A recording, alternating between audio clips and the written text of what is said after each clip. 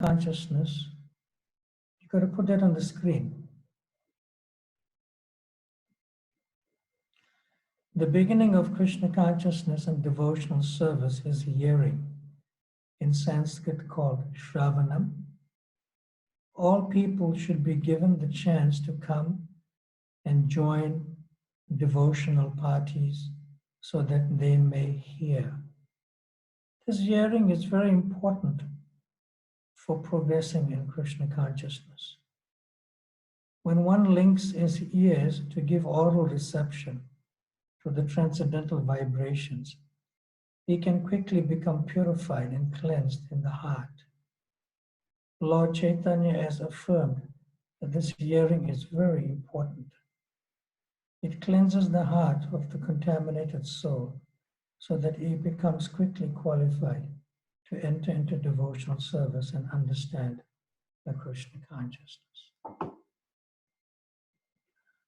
Mama jnana timirandasya jnananjana shalakaya chakshurun militam yena tasmai shri gurave namaha Shri Chaitanya Manobhistam Stapitam Jena Bhutale Swayam Rupa Kadamayam Dadati Swapadantikam Vanchakalpa Tarubhyascha Kripa Sindhubhya Evacha Patitanam Pavanabhyo Vaishnavabhyo Namo Namaha Jaya Shri Krishna Chaitanya Prabhu Nityananda Shri Advaita Gadadhar Shri Vasadi Gaura Bhakta Vrinda Hare Krishna Krishna Krishna Hare Hare Hare Rama Rama Rama Hare Hare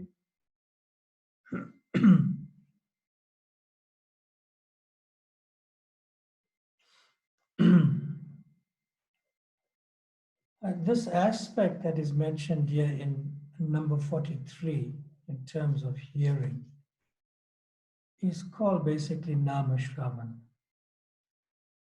And Namashravan means different things as given to us in the rest of the chapter, which I'm not, the rest of the explanation to this one here. It indicates that Charita Shravan, that means like Chaitanya Charitamrita, it's hearing the pastimes of the Lord, and which includes actually the chanting of the holy names, Hare Krishna, Krishna Krishna, Hare Hare, Hare Rama, Rama Rama, Hare Hare. And it also includes Gunadi Shravan, which is implicit within hearing the pastimes, which is like the qualities of the Lord, which makes it more, you could say, in detail within the pastime of the Lord. Then I'm moving on to the next, because all of these, before I continue to the next one, all of these qualities, they are sort of interrelated to some extent, and some of them are very similar with each other. Like hearing is quite a common, you could say, aspect of the 64 items of devotional service, and we'll hear it in other aspects also as we move forward with the 64 qualities of devotion, 64 items of devotional service. So now we get to the next one, which is on page 91. It's item number 44, expecting the Lord's mercy. It's a beautiful explanation given by Srila Prabhupada. In the 10th canto, 14th chapter, verse 8, it is said, quote, "My dear Lord, any person who is constantly awaiting your causeless mercy to be bestowed upon him, and who goes on suffering the resultant actions of his past misdeeds, offering you respectful obeisances from the core of his heart, is surely eligible to become liberated for it has become his rightful claim, or unquote. This statement of Srimad Bhagavatam should be the guide of all devotees. Very important sentence by Prabhupada. I'll repeat. This statement of Srimad Bhagavatam should be the guide of all devotees. And then what does this mean? I'm reading on. A devotee should not expect immediate relief from the reactions of his past misdeeds, which means Klesh Agni is one of the 6 characteristics which we did in the beginning which is chapter 1. A devotee should not expect immediate relief from the reactions of his past misdeeds. No conditioned soul is free from such reactionary experiences because material existence means continued suffering or enjoying of past activities. If one has finished his material activities, then there is no more birth. This is possible only when one begins Krishna conscious activities, because such activities do not produce a reaction. Therefore, as soon as one becomes perfect in Krishna conscious activities, he is not going to take birth again in this material world. A devotee who is not perfectly freed from the resultant actions should therefore continue to act in Krishna consciousness seriously, even though there may be so many impediments. When such impediments arise, he should simply think of Krishna and expect his mercy. That is the only solace. If a devotee passes his days in that spirit, it is certain that he is going to be promoted to the abode of the Lord. By such activities, he earns his claim to enter into the kingdom of God. The exact word used in this verse is Dayabhak. Dayabhak refers to a son's becoming the lawful inheritor of the property of the father. In a similar way, a pure devotee who is prepared to undergo all kinds of tribulations in executing Krishna conscious duties becomes lawfully qualified to enter into the transcendental abode. This particular verse is famous amongst experienced devotees.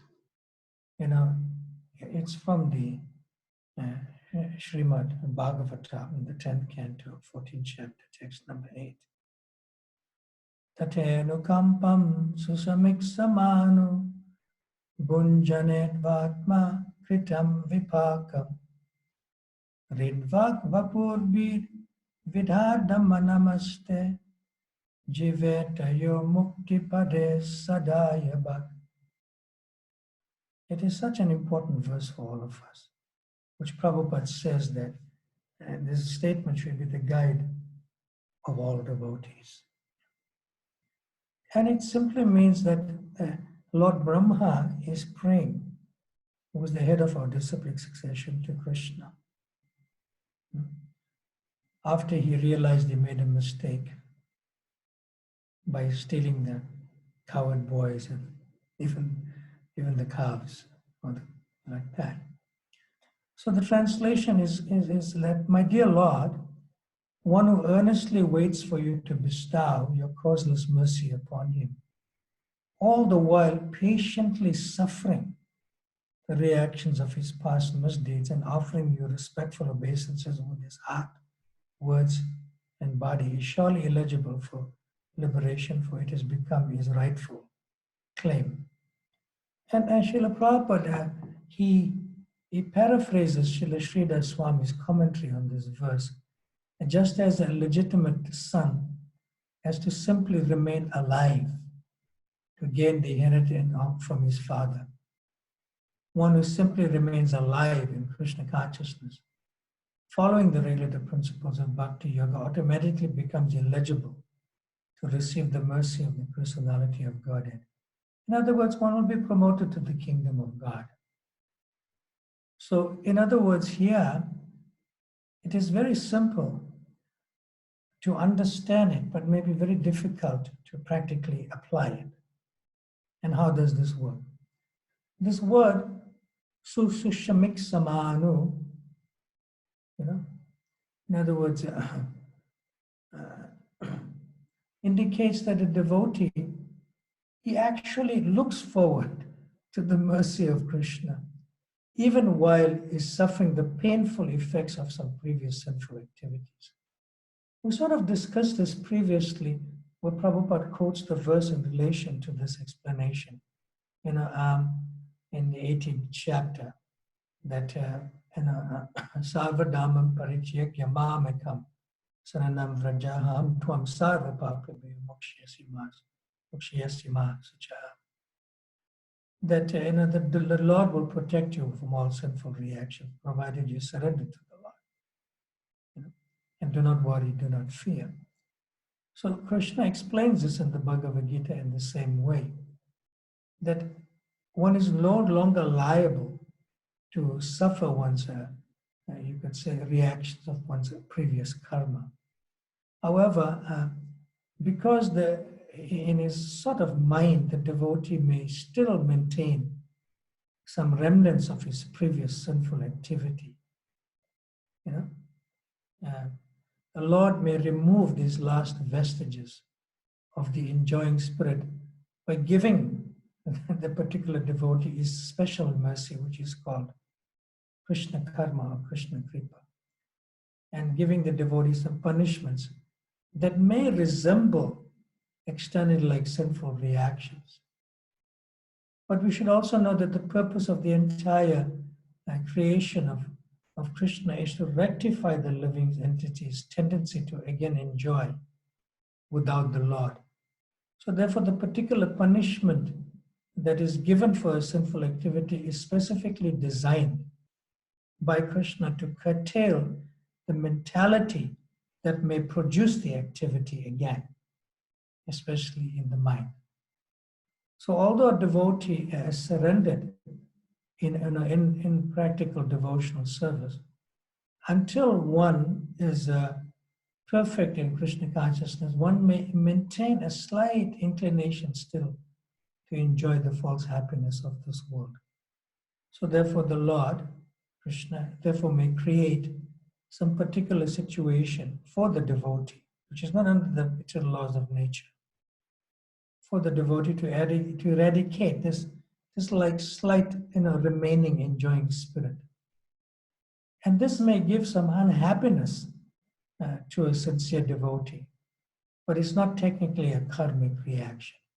It is the Lord's special mercy for inducing the devotee to completely let go of the material world and return back home, back to Godhead. Because sincerity in a devotee, he earnestly desires, he wants to go back to the Lord's abode and not suffer in the material world. So therefore, that sincerity of the devotee gives him the potency and strength to willingly accept the Lord's, you could say, merciful punishment, and continues offering respects and obeisances to the Lord, thanking the Lord for his merciful punishment with his heart, words, and body. Now, such a nice, sincere servant of Krishna, or a servant of servants of Krishna, realizes it's just a little price, a very small price to pay for actually eventually gaining the personal association of the Lord. And therefore, he certainly becomes like a legitimate son of Krishna, as indicated by the words Dayabha.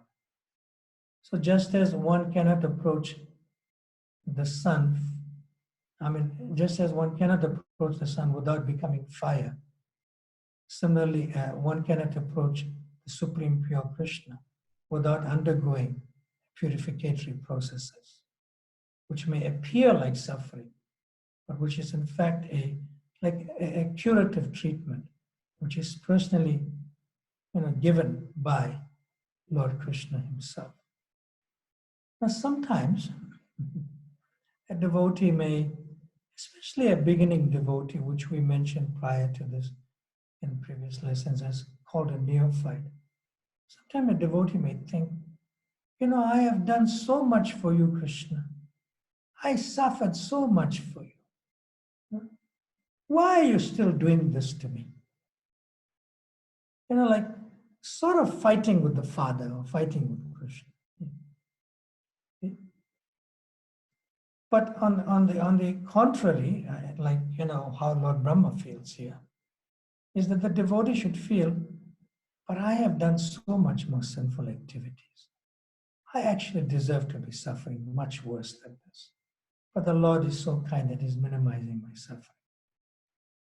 Or He is giving me the suffering for the sake of my purification. So in that way, we'll have the right to sort of enter the kingdom of God. And if we can just remain, practically speaking, just remain alive in Krishna consciousness and tolerating all circumstances of difficulty and seeing it as Krishna's mercy.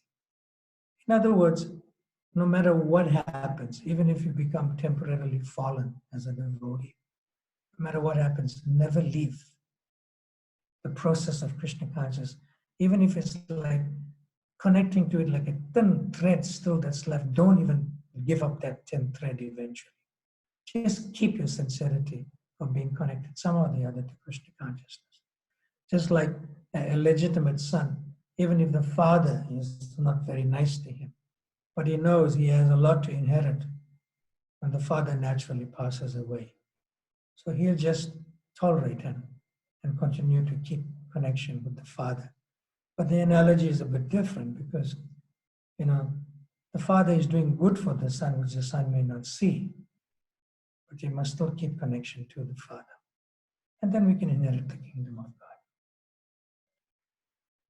All right, it's a nice, important subject, expecting the Lord's mercy. So therefore, it's a beautiful, you could say, title, expecting the Lord's mercy of this item number 44. In other words, we don't expect to suffer by the hands of Krishna in the form of some temporary punishment, which is like very little compared to what we should have actually been suffering compared to our sinful reactions. But we don't expect that. But yeah, Rupa Goswami and Prabhupada is saying we should expect that. So when we expect something that we don't expect, in other words, when we expect something that's not we are looking forward to, then it becomes a little bit of a lesser situation in its intensity. We grasp it, oh, this was coming, I expected it. So in that sense, you'll handle it better in that consciousness. All right, any questions? If I move on?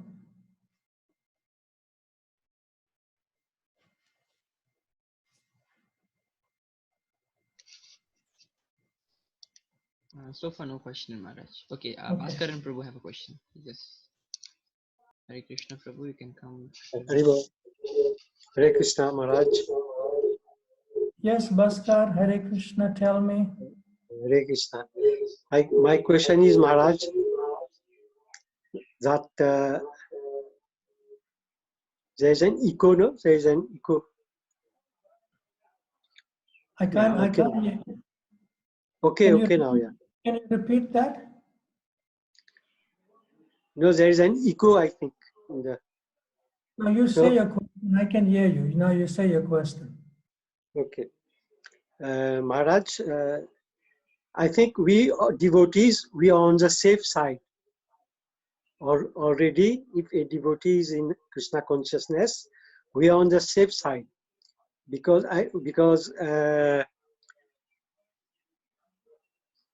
suppose we are suffering, suppose we are our past actions, we are suffering. So we did not have to leave Krishna consciousness. Because however, if you leave and go elsewhere, you will suffer and will suffer more. Yes. Is it? Yeah. That is true. Yes. It's like, you can put me, you have a question or you're giving a comment? No, I want to elaborate some more on that. Okay, good. Thank you very much. Right. It's a good comment that you gave. It's an important one. Is that if you do not know about Krishna consciousness, one may go through the normal cause of suffering and misery according to the law of action and reaction, karma, under the three modes of material nature, goodness, passion, and ignorance. However, if one is aware of the knowledge of Krishna consciousness, and one has been practicing somewhat for some time, and then one leaves the practice of Krishna consciousness, then one will definitely suffer more. Definitely suffer more. In other words, the reaction could be even double compared to somebody who was in the innocence of the ignorance, and compared to a devotee who will become guilty in knowledge. See? So, in this aspect, one time, a very, a very leading, influential, wealthy man, industrialist, met Srila Prabhupada somewhere in India. And, of course, the industrialist was quite sort of dominating in his, he is like a big man in his own right. So he met Srila Prabhupada because, he's an important man in society, influential, and he wanted to meet important spiritual men also. So he came to see Srila Prabhupada. And he asked Srila Prabhupada a question. He said that, you see that India has produced, many, many, many saintly persons. Many, many saintly persons. But why is India suffering? Why is India suffering? There are people so poor and things. He's not even considering his own situation where he's so wealthy as an industrialist, and he's getting more rich, and he's saying people are poor in that sense. Because poor people make rich people rich, and that's about it. So eventually, Prabhupada didn't really want to answer that question of his. Why is India suffering more than the Western world?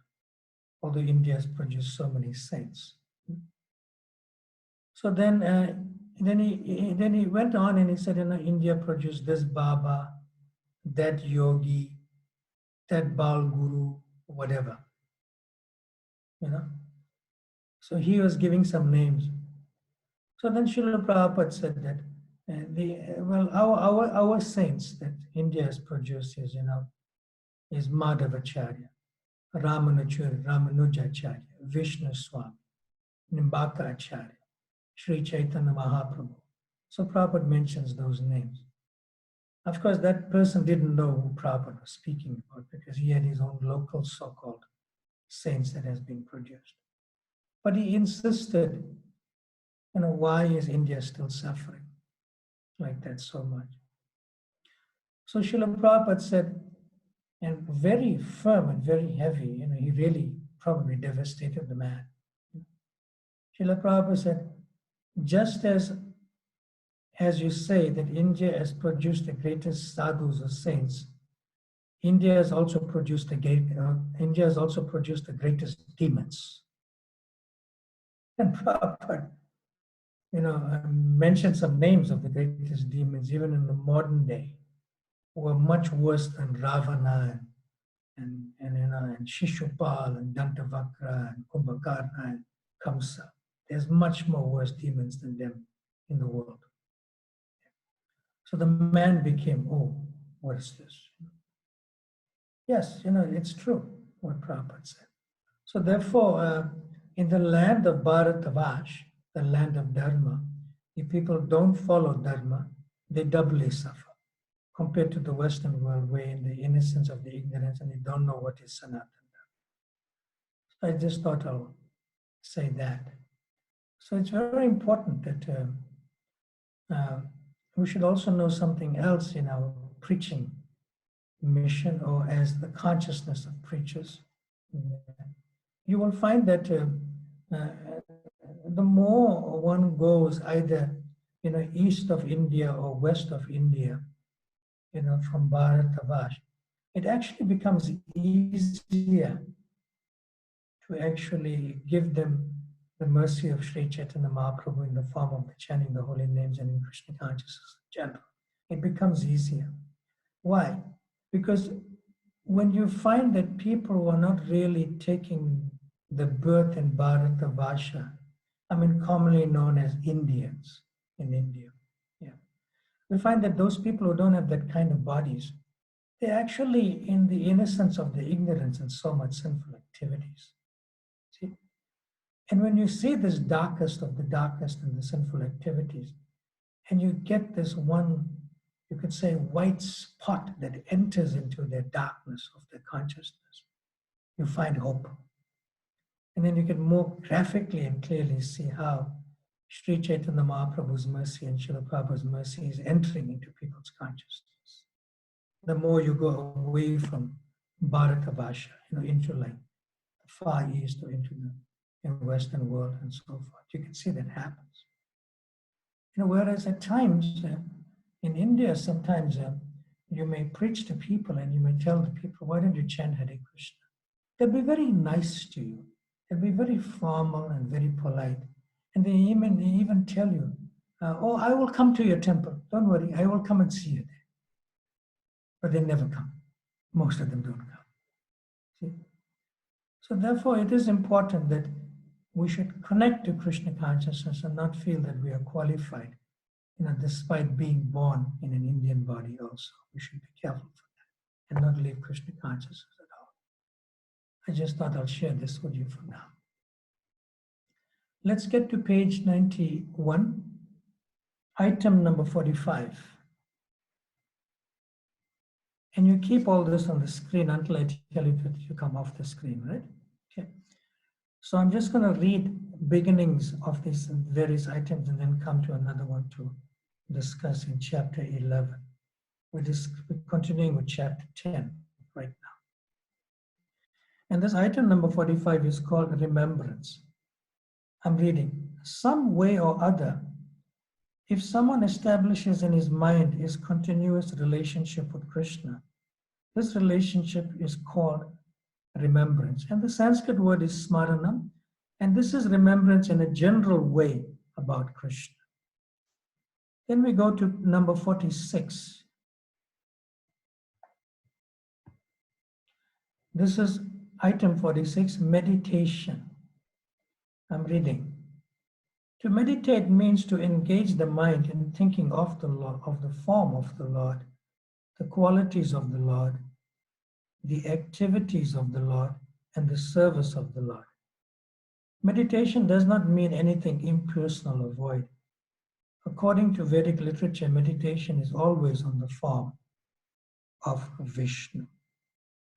So you can put me on the screen. So what does this mean basically? It means like a deeper contemplation within even the mind, but especially within the heart.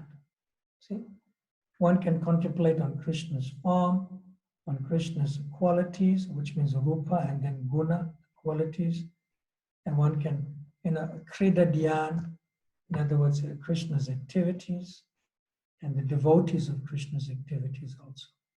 I mean, devotees of the Lord, their activities. Now, we do meditate. We do also meditate the devotees like that. And sometimes our meditation is spoken out to others. Like, for example, everyone's excited about the Ratha Yatra festival that's coming up in a week. And, somebody may go take rest and meditate on the Ratha Yatra, how nice last year's festival was, and how nice this year's festival is going to be, and how we can improve it from the organizational point of view. So this is all meditation, all meditation. Yes. And sometimes in a meeting you may discuss, our special guests are coming, who's going to take care of them, what is their prasadam needs, or maybe I should cook this for the senior devotee. It's all meditation. So we do meditate. We do meditate on different aspects of devotional service before we project that meditation into like words or actions in that way. So that is also there. So in this particular nice item of devotional service meditation, it gives the example of the Brahmana from Pratistanapur in South India, how he was meditating on the service of the Lord because he was very poor. You can read this actually on your own. It's the rest of the chapter. It's very lengthy. It's going to be read. So eventually he was meditating that he was offering sweet rice to the Lord. And in his meditation, when he touched the pot of the sweet rice, his finger became burnt. And there's a beautiful painting actually in your books, if you have this edition that I have, about this Brahmana. I'll just show it to you on the screen. See, that's the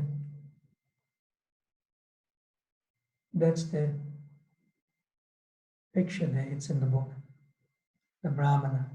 It's this one here. That he actually, in his meditation, he burnt his finger while actually offering a nice pot of kheer, sweet rice, a hot sweet rice to the Lord. And that's how he broke his meditation, and he saw that his finger was actually burned. And immediately, Narayan sent a Vaikuntha airplane to bring him back home, back to Godhead. So that's this chapter, in chapter 10. I would like to go to chapter 11 now. If,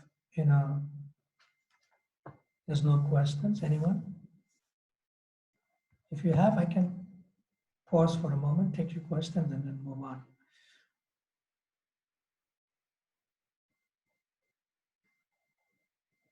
Hare Krishna, Krishna Krishna, Hare Hare, Hare Rama, Rama Rama, Hare Hare. Should I move on? Yes, Maharaj. Okay. So could you put on the screen chapter 11, which says aspects of transcendental service? And servitorship is number 47 in the 64 items of devotional service. And I'm reading.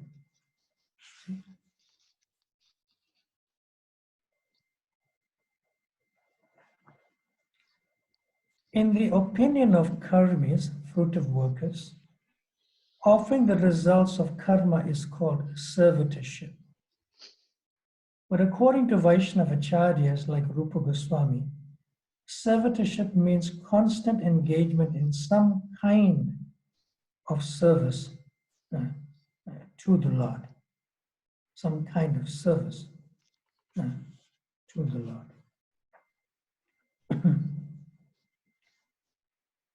Now, in the next paragraph I'm reading, in the Skanda Purana, it is said that those who are attached to ritualistic activities, the four orders of social life and the four orders of spiritual life, are considered, hold on, I'll read that again. In the Skanda Purana, it is said that those who are attached to ritualistic activities, the four orders of social life and the four orders of spiritual life are considered devotees. But when devotees are actually engaged in offering service to the Lord directly, these must be Bhagavatas, or pure devotees. Those who are engaged in fruitive activities or prescribed duties according to the four orders of social and spiritual life are not actually pure devotees. But still, because they are offering the result to the Lord, they are accepted as devotees.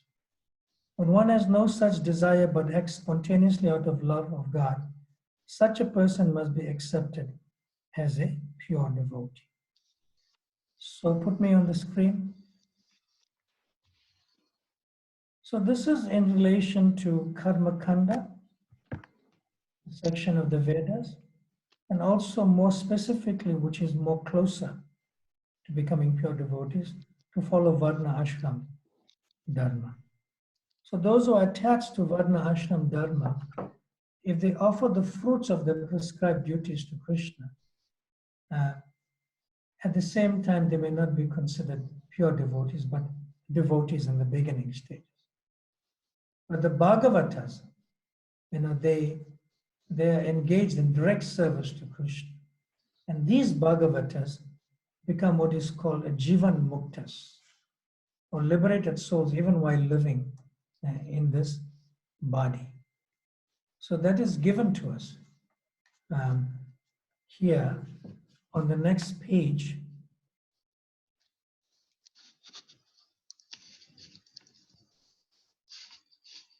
The last paragraph of this section.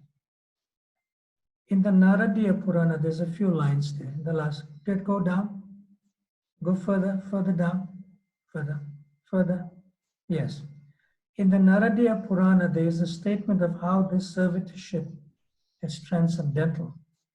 It is said there that a person who is constantly engaged in devotional service by his body, mind, and words, or even a person who is not practically engaged, but is simply desiring to be so, is considered to be liberated. It's a Jivan Mukta. Jiva means the soul, and Mukta means one who is already liberated while in the material body.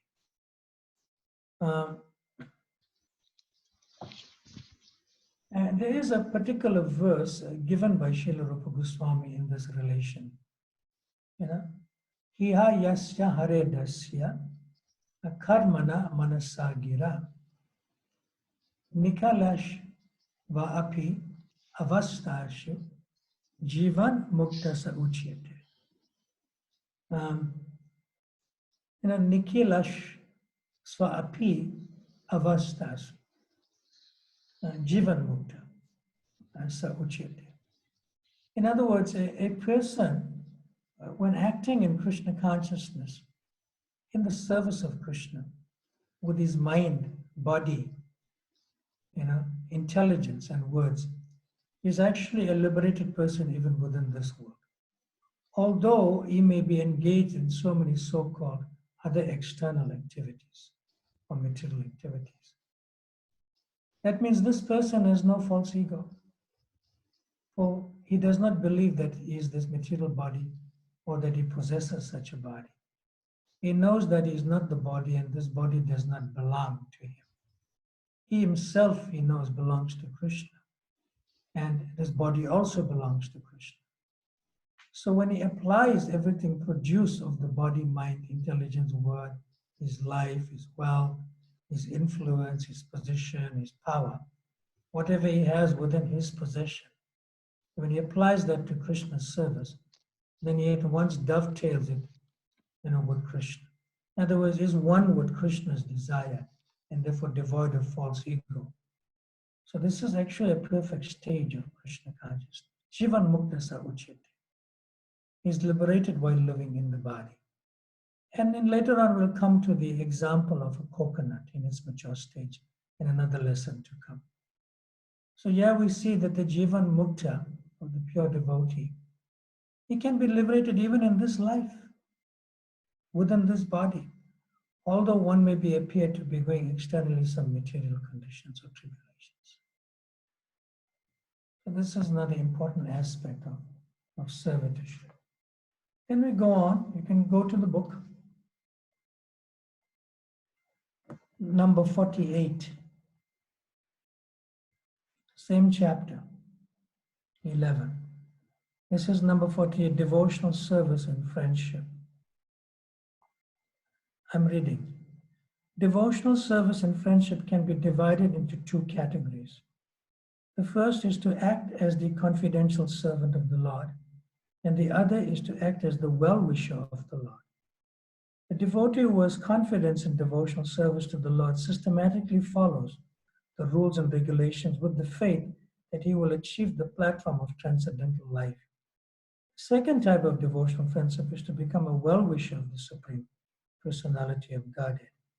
In Bhagavad Gita, it is said that the Lord accepts a preacher as the most dear servant. Anyone who's preaching the confidential message of the Gita to the people in general is so dear to Krishna that no one can equal to him in human society. So the preacher is actually the Lord's well-wisher. And the confidential servant And the next example is given is like of Draupadi, which is in the rest of that explanation to item number 48, which you can read on your own. See? Now I'll go to the last, you could say, the last paragraph in that section, devotional friendship. Sometimes it is found, I'm reading, sometimes it is found that a pure devotee lies down in the temple of the Lord in order to serve him as a confidential friend. Such friendly behavior of a devotee may be accepted as raganuga or spontaneous. Although according to regulative principles, no one can lie down in the temple of the Supreme Personality of Godhead. His spontaneous love of Godhead may be grouped under devotional service in friendship. You know, at times for a devotee, one may even talk to the Lord, but it's some type of connection to the Lord in terms of friendship. It's an advanced stage. It's really an advanced stage in that sense. Then we go to the next item, 49. Item 49. Surrendering everything to the Lord. Atma Nivedanam. Now I'm skipping a few items, but I'll just, not rather skip. You keep it on the screen. Go to the next one, 50. Number 50. Go. 50, offering a favorite article. That's number 50. Then we go to number 51, performing all endeavors for Krishna. And then we come to number 52, being a surrendered soul. Now, I just read in number 49, surrendering everything to the Lord, which is called Atmanivedana. And now I'm looking at being a surrendered soul, which is kind of connected, but there's a slight difference. So I'm going to discuss these two in their connection. Number 49, surrendering everything to the Lord. And then when you go a little further, number 52, being a surrendered soul. So I'll discuss these two things now. Okay, put me back on the screen. So surrendering everything to the Lord is called Atmanivedanam. And being a surrendered soul is called Saranagati. They are quite close, closely related. But there is some very subtle difference. Surrendering everything to the Lord, which is Atmanivedanam, means one is surrendering his Atma, his very soul to Krishna. But again, that Atma can be taken as the body or bodily attachments, or Atma can be taken as the self. But in being a surrendered soul, Saranagati, there's the feeling within that person that I belong to Krishna. I am the property of Krishna. Not that I am in the process of surrendering myself to the Lord. See, so I'm the property of Krishna. So there's actually more closeness or intimacy in terms of Saranagati. Although Atmanivedanam may be accompanied by some intimacy, it's not necessarily so. But in Saranagati, being a surrendered soul, there's a greater sense of intimacy to it. Now, we are aware there are 6 divisions of surrender. And these 6 divisions of surrender is that the devotee has to accept everything that is favorable for the service of the Lord. Anukulasya. See? And that he must reject everything unfavorable for the service of the Lord. Pratikulyasya. Pratikulyasya means unfavorable, rejecting things. And then a devotee must be firmly convinced that Krishna will give him protection in every situation. Rakshis Yatiti. In other words, Krishna will protect. Okay? He must have that firm conviction, Vishvasa. And a devotee must also accept Krishna as his supreme maintainer and master. You know, Goptritve Varanam Tata. And a devotee must have some self-surrender, which means remembering one's activities and desires are not independent of Krishna's uh, desire. That was Atma Nikshepa, Saranagati. And then finally, the devotee must be, meek and humble, Karpanya, meek and humble. So these are the 6 items of surrender to, Krishna consciousness, or the process of Krishna consciousness. So if the devotee accepts everything favorable and rejects everything that's unfavorable, this is actually called proper renunciation. And how the devotee must be firmly convinced that Krishna will give him protection. And this is called faith. The devotee must always want to remain in the service of the Lord. And in this way, Krishna is merciful to his devotee and gives him all protection, even from all dangers that are found on the path of devotional service itself. And how to accept Krishna as the supreme maintainer and master? He should not be feeling that he needs protection from a demigod. He should only depend on Krishna. And this firmly convinced, and you could say consciousness, within this world will make him be protected and maintained by Krishna. And the self-surrender means to just simply be involved according to the desires of Krishna, in Krishna consciousness. Yes, and the devotee is completely dependent like that in Krishna, and therefore he becomes meek and humble. Now, Srila Prabhupada once said something to the effect like this. Now, sometimes devotees get sick.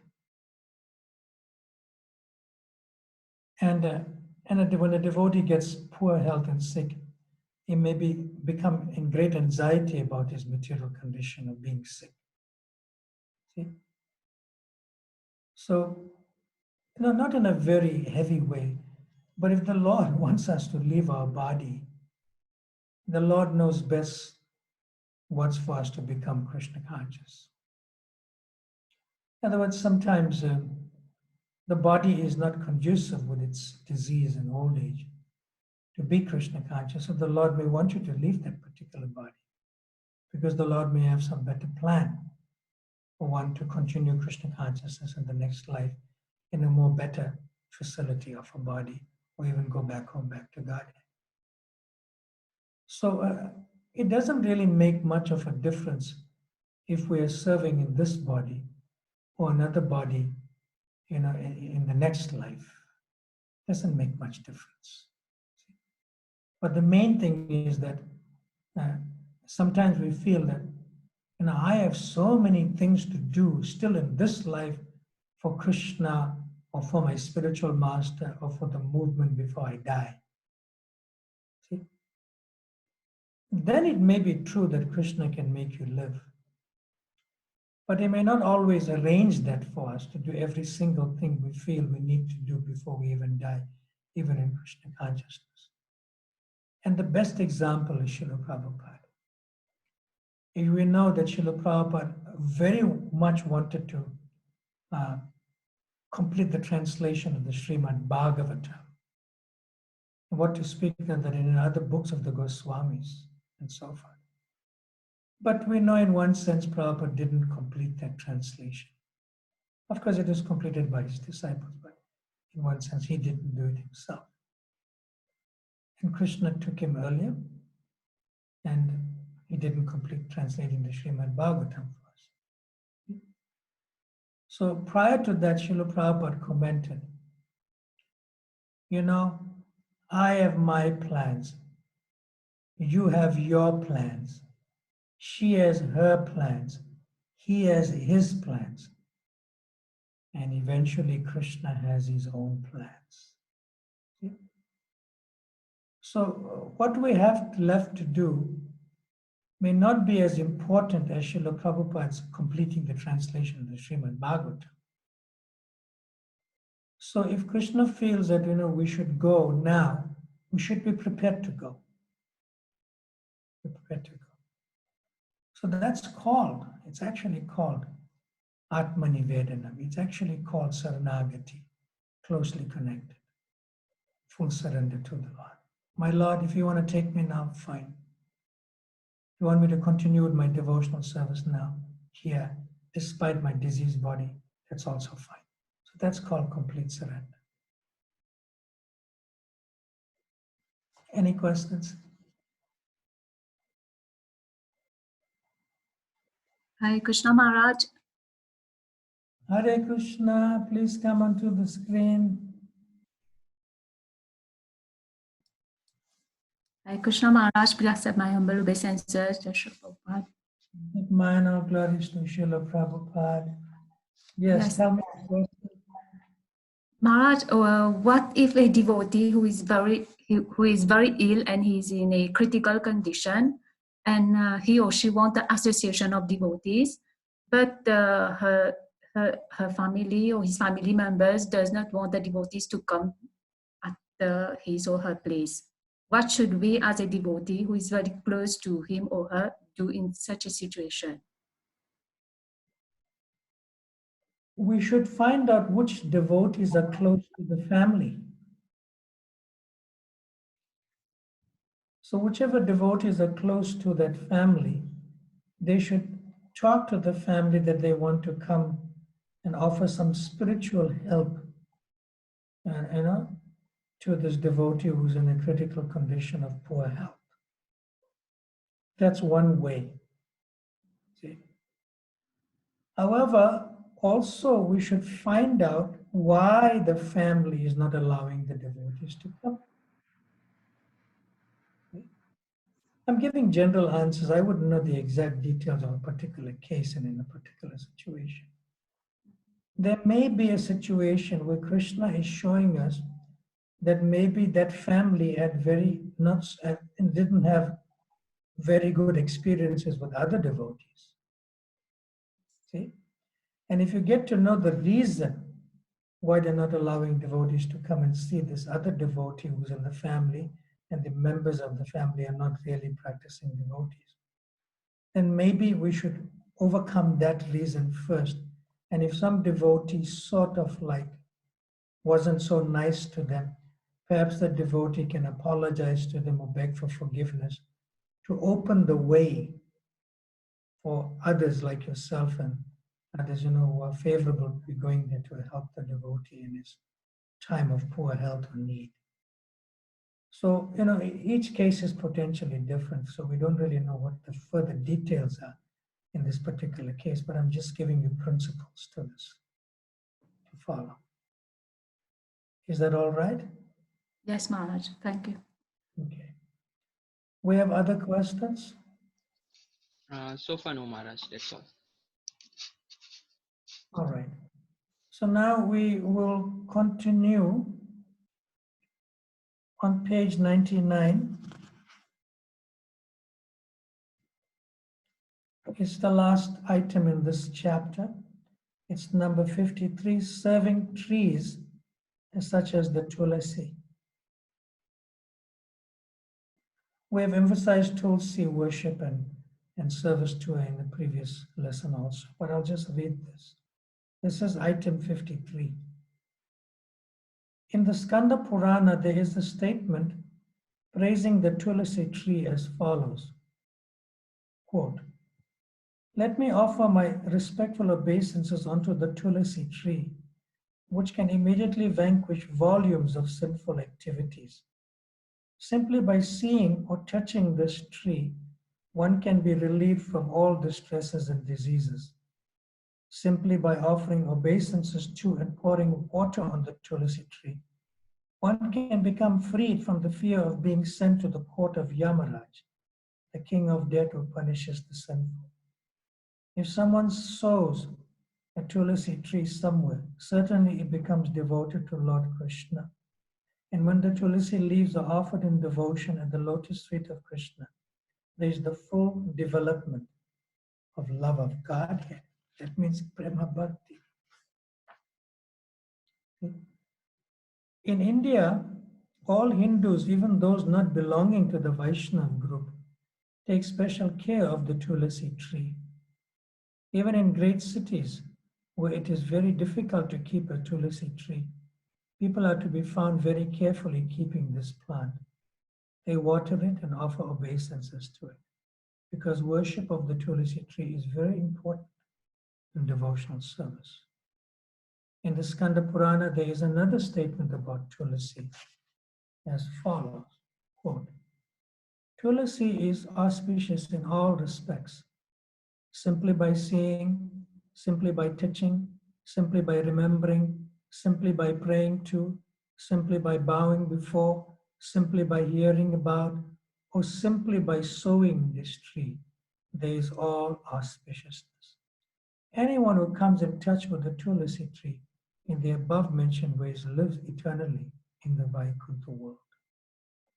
So put me back on the screen. Now, it's nicely said that the word simply is used in this explanation. It's quite amazing. Simply. It's true. The simple things we may forget. In other words, it doesn't take much time to even water tulsi and circumambulate tulsi 3 times at least, or even more, before one goes to work. It doesn't take much time. It's quite simple. So at least try to do that every day, at least in the morning, every day, if you can. So now I'm moving on to chapter 12, and then I'll take some questions when we get into the chapter itself. We're continuing with different aspects of devotional service. In other words, items in the 64 items of devotional service.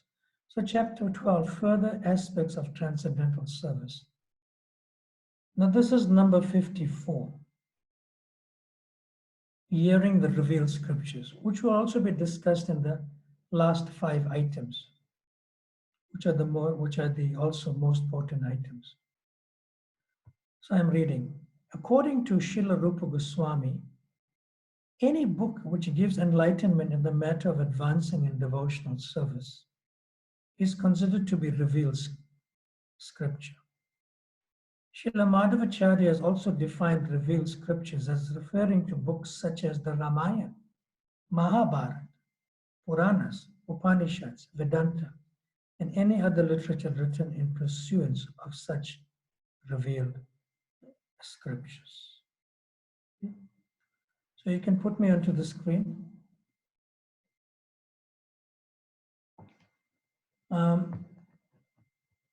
This sort of emphasis in the sense of repetition is also giving us the importance of hearing the scriptures. And we saw a previous, a number in the 65 items was called hearing. So it's kind of connected, but there's an emphasis in particular items again and again, which is hearing the scriptures. So even if somebody writes Vaishnava literature, and also if somebody keeps devotional literatures or devotional books at home, it is as good as Lord Krishna and Srimati Radharani personally residing in your home. And if you're writing the scriptures, they personally reside in your heart. That is very important. Now I'm getting to number 55. It's on the same page. It says residing in Mathura. See? I'm not going to read that, but I'm just showing you on the screen that this is number 55, and we're going to discuss this in the most important items in devotional service to come soon. See, most potent, it's in the end. Number 56, after that, rendering service to devotees. Now we have emphasized time and time again how Vaishnava Seva is so important, so much important. See? But I'm going to read the last 2 paragraphs in this rendering service to the devotees. In the Adi Purana, there is the following statement by Lord Krishna himself addressed to Arjuna. My dear Partha, one who claims to be my devotee is not so. Only a person who claims to be the devotee of my devotee is actually my devotee. Unquote. No one can approach the Supreme Personality of Godhead directly. One must approach him through his pure devotees.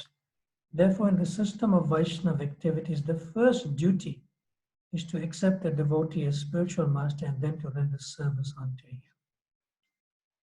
Don't put me on the screen. This is directly coming from Krishna himself. That's how important it is. Then number 57, we're going further down. 57. Serving the Lord according to one's position. In the Padma Puran, there is a statement that one should perform the ceremonies for the Lord according to one's financial position. Everyone should observe the different ceremonies and celebrations of the Lord by all means. Very important. If you have more money than others, then you ought to give that more money according to the relative ratio of everyone. Number 58, performing devotional service in Kartik. So I'm going to discuss this a little bit more, but I'm going to read that now first. One of the most important of these ceremonial functions is called Urja Vrata. Urja Vrata is observed in the month of Kartik, October, November, especially in Vrindavan. There is a specific program for temple worship of the Lord in his Damodar form. Damodar refers to Krishna's being bound with rope by his mother, Yasoda.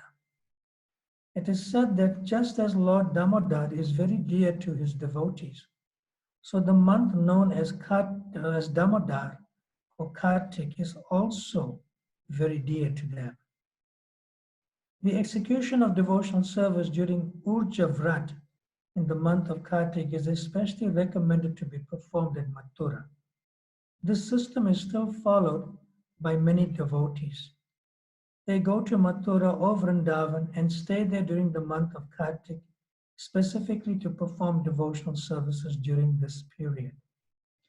In the Padma Purana, it is said, the Lord may offer liberation or material happiness to a devotee, but after some devotional service has been executed, particularly in Mathura during the month of Kartik, the devotees want only to attain pure devotional service unto the Lord. Unquote. The purport is that the Lord does not award devotional service to ordinary persons who are not serious about it. But even if such unserious persons who execute devotional service according to the regulative principles during the month of Kartik and within the jurisdiction of Mathura, which includes Vrindavan, in India, are very easily awarded the Lord's personal service.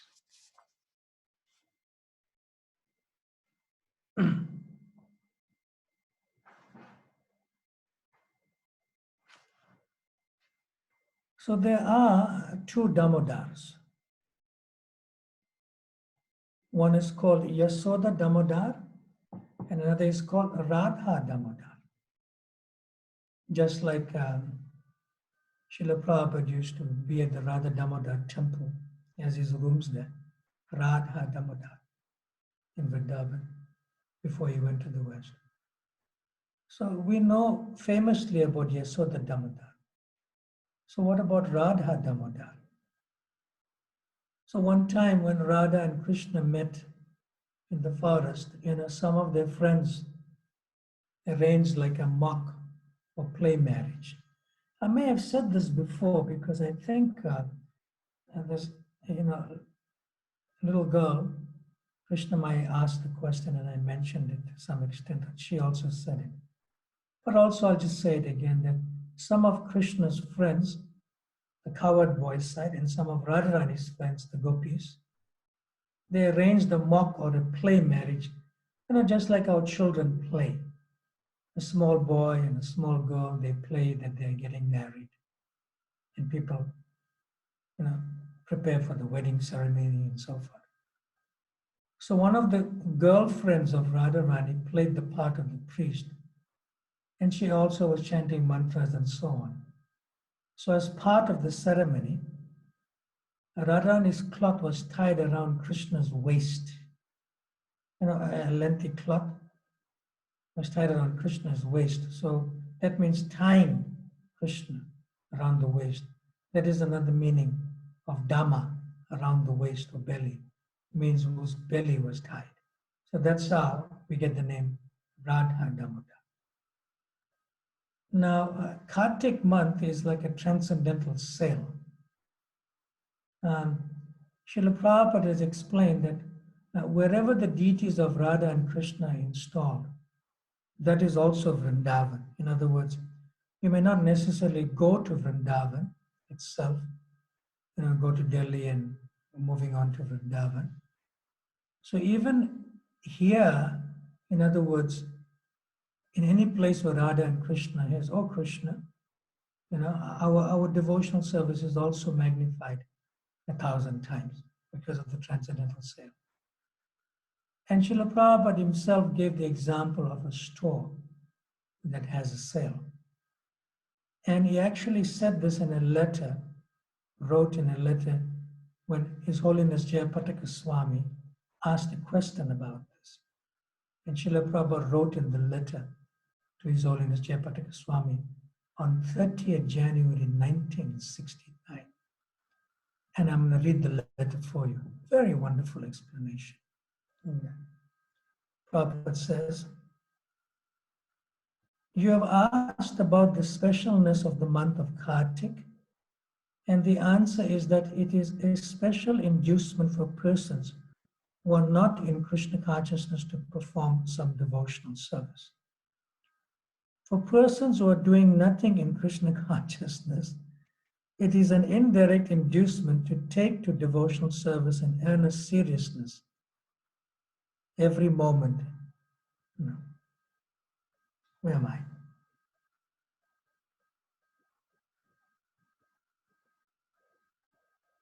All right. I'm going to read the letter again. I may have misunderstood a few words here.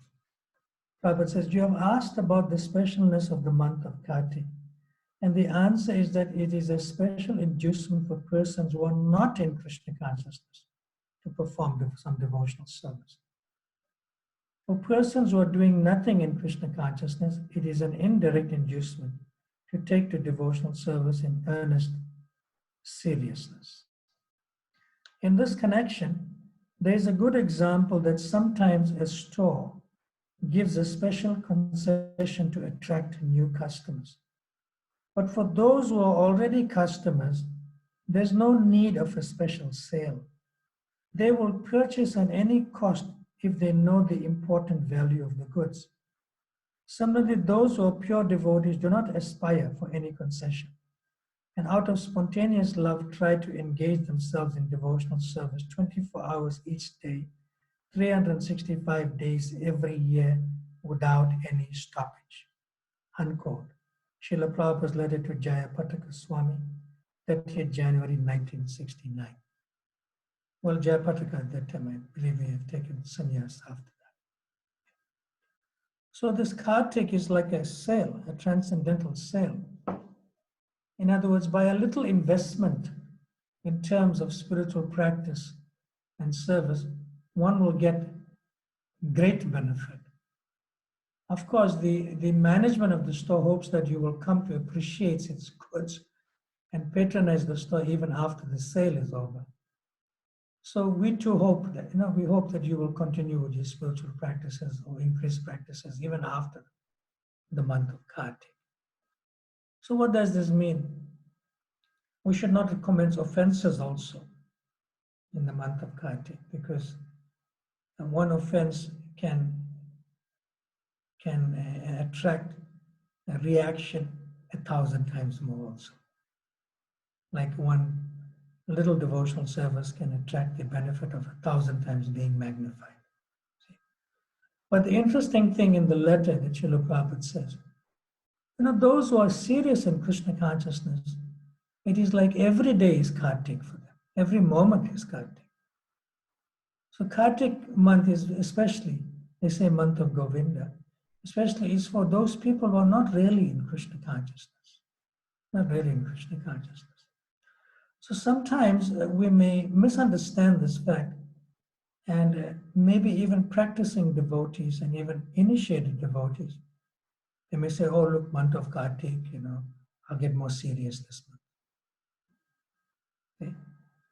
And after Kartik, I'll go back to my old ways again, doing things that are not favorable in Krishna consciousness.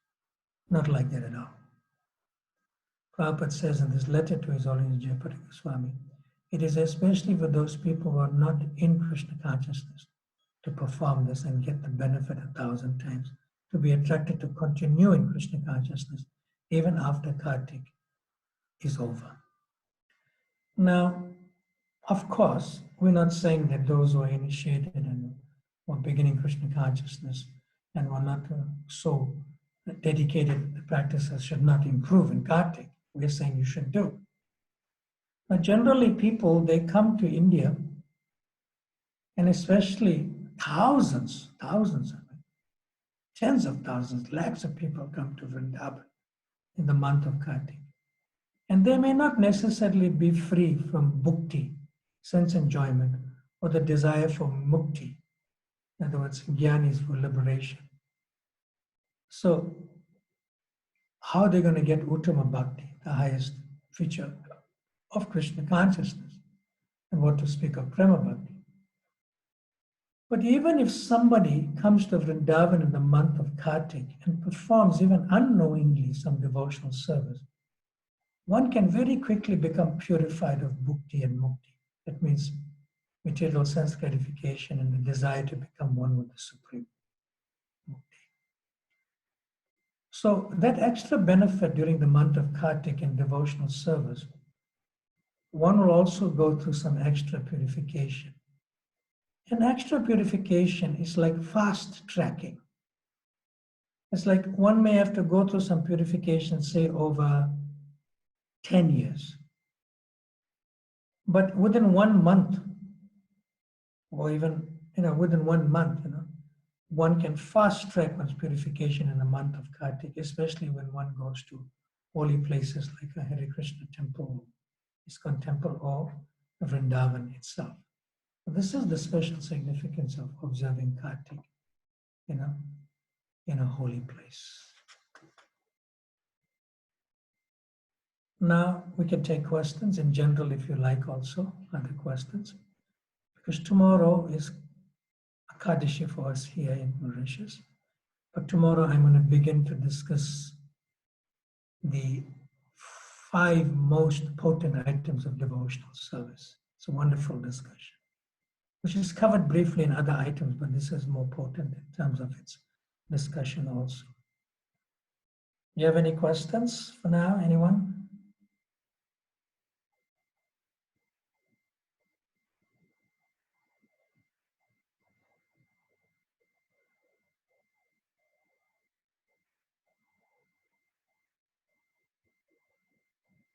Hare Krishna, Krishna Krishna, Hare Hare, Hare Rama,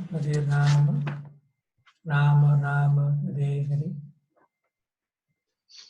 So far, no one is asking any questions, Maharaj.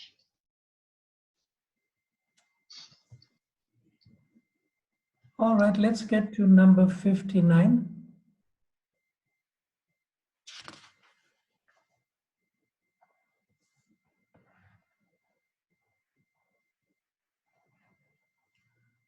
Observing festivals celebrating the Lord's activities.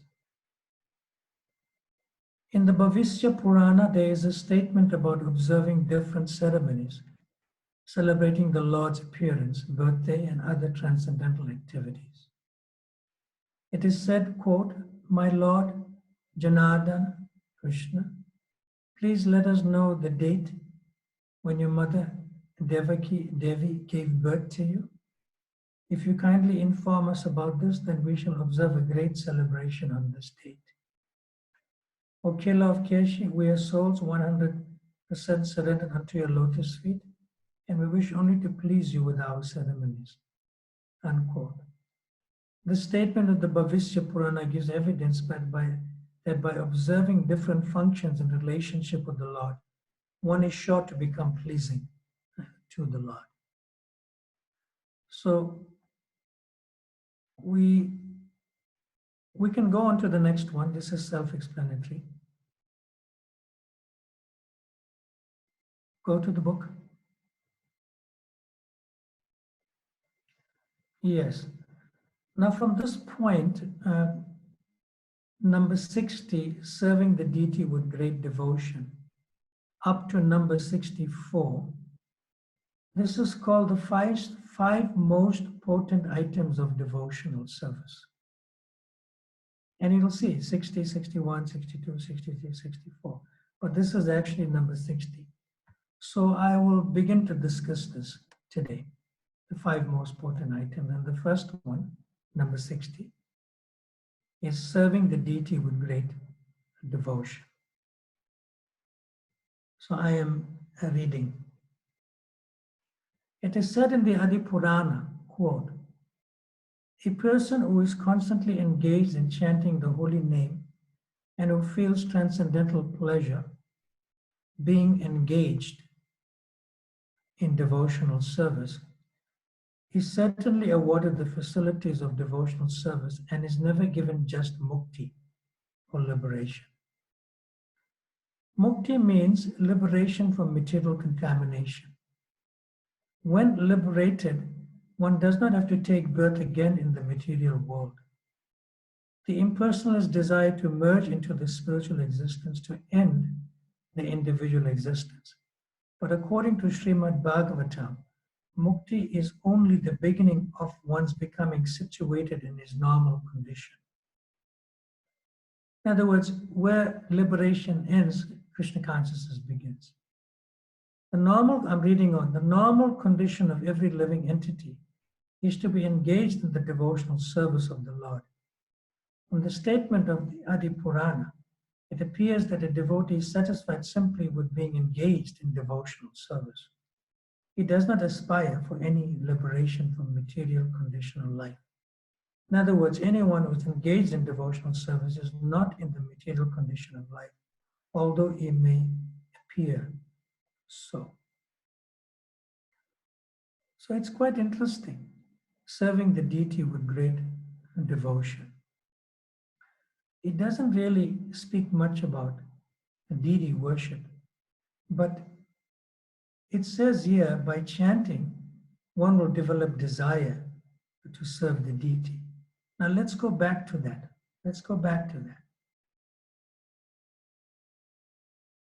In the beginning of that. See the first paragraph I'm reading again. It is said in the Adi Purana, a person who is constantly engaged in chanting the holy name and who feels transcendental pleasure being engaged in devotional service is certainly awarded the facilities of devotional service and is never given just mukti or liberation. So it's interesting that the actual verse that is in the Bhakti Rasamrita Sindhu, is called Shraddha Visheshata Priti Shri Murti Angri Sevana. And it translates that with love and full faith, one should worship the lotus feet of the deity. See? And this is in Bhakti Rasamrita Sindhu. However, Srila Prabhupada is so amazing that he says, chanting the holy name and feeling transcendental pleasure. So what does this indicate? It simply indicates that before you engage in any deity worship, you should chant the holy name. And while the arati is going on, it should be accompanied by the devotees in the temple room by chanting the holy names. So the chanting of the holy names will prepare one's consciousness to be Krishna conscious while engaging in deity worship, whether it's preparing the paraphernalia, or whether it's doing the arti, or whether it's offering the bhoga, or whether it's dressing the deities. So it is important, as Srila Prabhupada indicates, that one should chant the holy names, especially when japa, before one goes and engages in any other service, including deity worship. So someone may ask the question, but deity worship starts pretty early in the morning. In temples, it's like, you have to get up early as 3 o'clock, you know, get up the deities, wake them up, and so forth. Then better to take rest very early for that particular devotee whose service is in the morning. The previous night, take rest early and rise early, chant some japa, and go into the deity room to do your deity worship. It would be nice to do that if one can. See? So that becomes what it says here. Shraddha Vishvesata Priti. Shraddha means faith, and Priti means love. So when one chants the holy name, then one with great faith and love will do deity worship. Otherwise, it can become mechanical and routine. It can become like dry for one. Oh, I have to do this. So to bathe yourself with the chanting of the holy names, and in that conscious of the holy names and Krishna consciousness, this priti, as Rupa Goswami says in the actual verse, will come up to do your deity worship, or deity seva with love and deep faith. Shraddha Visheshata Priti. All right. Is there any questions? We have a few minutes.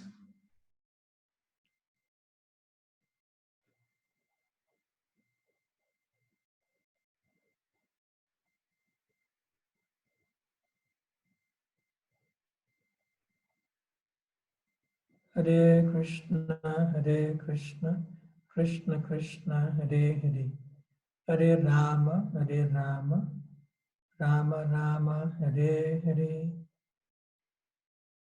Krishna Prema, are there any questions? No, Maharaj. No one is asking so far. I saw while I was speaking some little, somebody was writing something. Some on the message. screen. Yeah, that was for me, Maharaj. That was for you. Mm. Okay. All right. Okay. We're going pretty swiftly with these chapters. So we're going to get into chapter 12 and 13 tomorrow, which supports more information about the 5 most important items of devotional service. And that we'll discuss tomorrow. Thank you very much. Srila Prabhupada ki. Jai. Manta Kodi Vaishnav Vranda ki. Jai. Swami Prabhupada ki. Jai. Good luck. Bhakti Rasa Jai. Ramanande. Hare Bol. Thank you so much, Maharaj. Hare Krishna. Thank you, Maharaj. Hare Krishna. Thank you, Maharaj. Hare Krishna, Maharaj. Krishna Maharaj. Hare Krishna Maharaj.